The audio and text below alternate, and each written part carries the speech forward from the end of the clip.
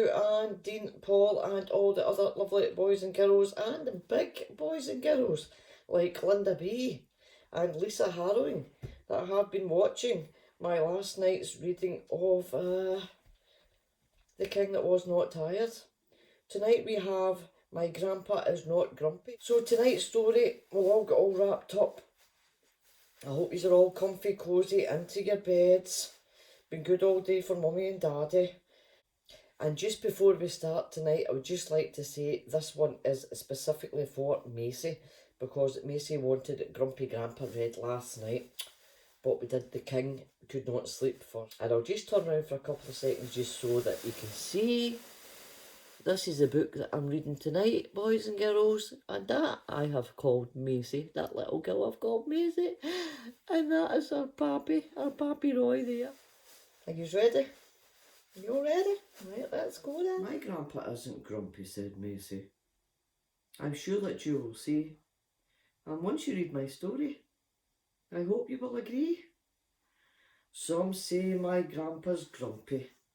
I really don't think it's true. You'd be a little bit cranky if you lost all your teeth too.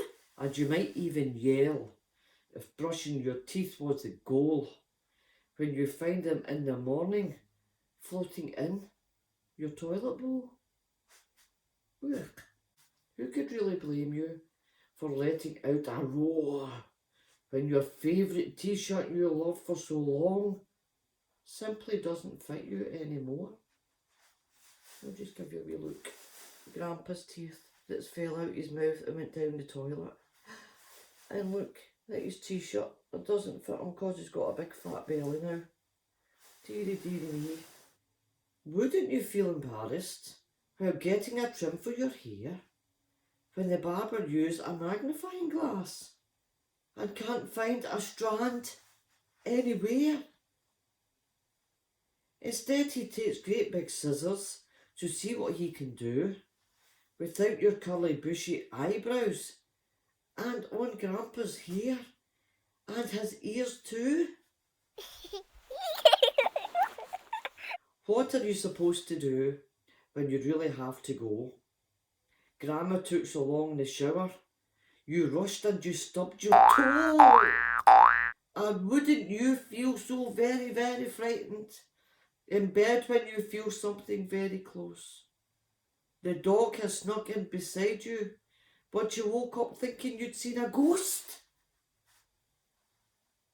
And sometimes when you start to see red, when your glasses go missing again,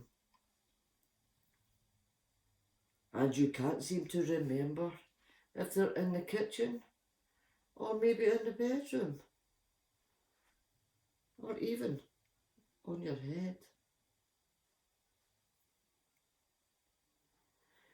And you must know how it feels when you get sick with a cold and you act just like a baby. So you grab your teddy to hold. And who wouldn't be annoyed when trying to have a nap when your ball of your grandchild, Macy, was bouncing around and ends up on your lap? And wouldn't you get so frustrated when cutting the long nails on your toes? It takes so very, very long when you're old that soon you begin to doze.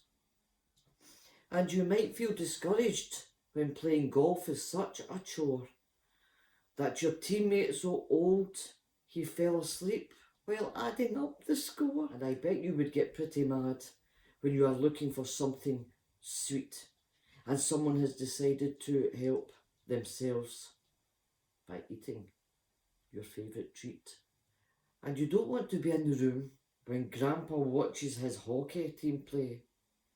He yells so very, very loud, even the dog runs away.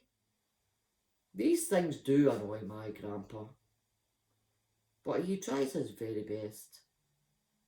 He works so long for a very, very long time.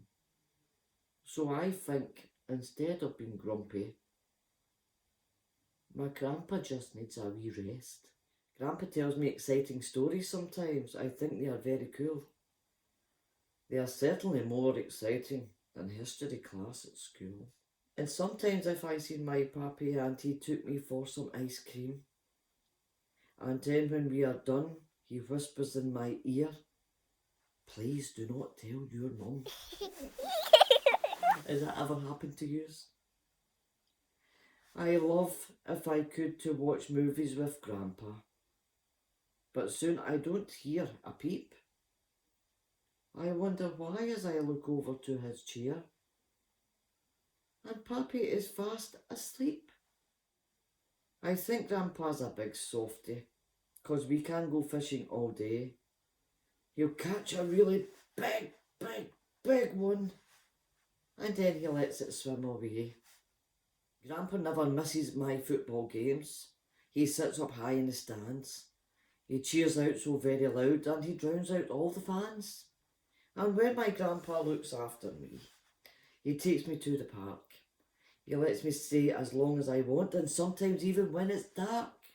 Grandpa and I would like to pack picnics and go on nice long hikes. And when it's a nice summer night, we could even go riding on our bikes. Grandpa lets me snuggle on his lap, and he'll give me a horsey ride. He even pretends to look for me when I am trying too hard to hide. He sometimes lets me hold the leash, which I thought would be rather fun. But the dog doesn't want to walk, and he only wants to run. Grandpa will patiently watch me while I use my mic to sing. He claps and cheers and blows the horn even though he can't hear a thing. My favourite time with Grandpa is when he tucks me in at night. He looks at me in that very special way. Then he hugs me with all of his might. So you see, everybody, my grandpa ain't grumpy. This is what I know. He's the best grandpa ever, and I just love him so. Now that you've heard my story, I'm sure that you'll agree. My grandpa isn't grumpy. He's just getting old, can you not see? Mum says you must remember that one day we will get old. So I thought it was important that my grandpa's story was told. I love you, Grandpa. All you girls and boys tell your grandpas, granddads, pappies and papas out there how much you love them. Send them big hugs and kisses, and don't forget to tell your grandpa, I love you, Grandpa. P.S. You're not grumpy.